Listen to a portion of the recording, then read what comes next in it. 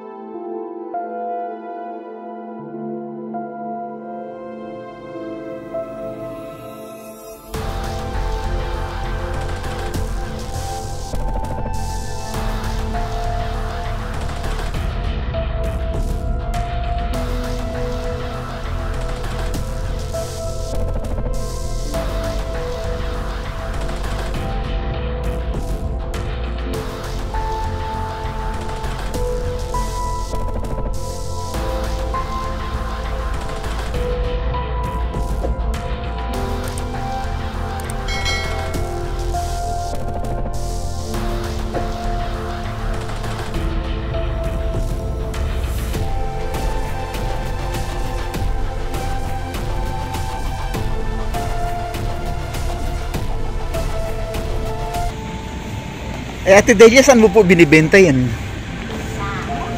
Sa Anguno ang ang bentahan. Magkano naman po ang per kilo nung karton? Ay, yung mga plastic po na bote, magkano?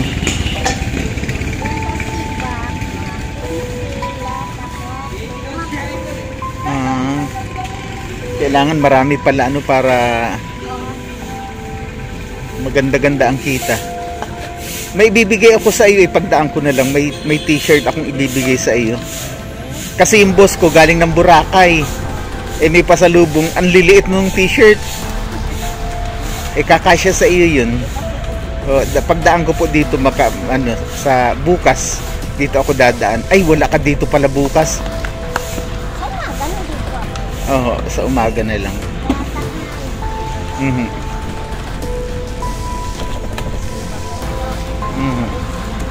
Pagkatapos mo magsimba.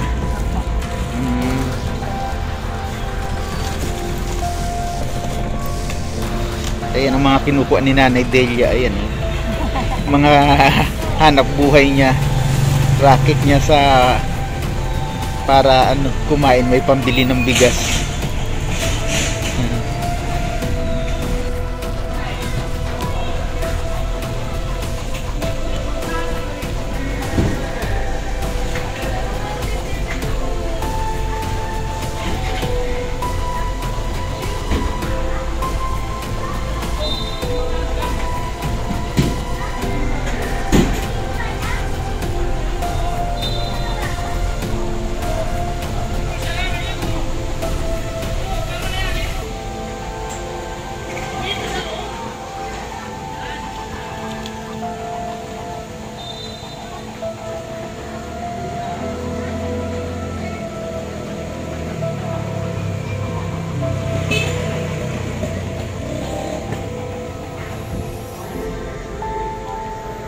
Ayan ang mga kalakal ni Ate Delia.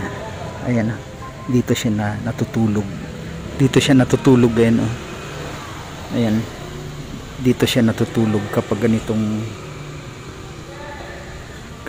mainit ang panahon. Dito siya natutulog. Yan po ang kalagayan niya rito sa gilid. Dito siya natutulog. Kapag umuulan naman, dun siya pumapasok sa basketball court, do sa covered court. Ayan po. Ito makikita nyo yung kanyang mga abubot, yung kanyang mga iniipong mga plastic para ibenta sa magbubuti. At yun po yung kanyang kinabubuhay sa pang-araw-araw na buhay niya.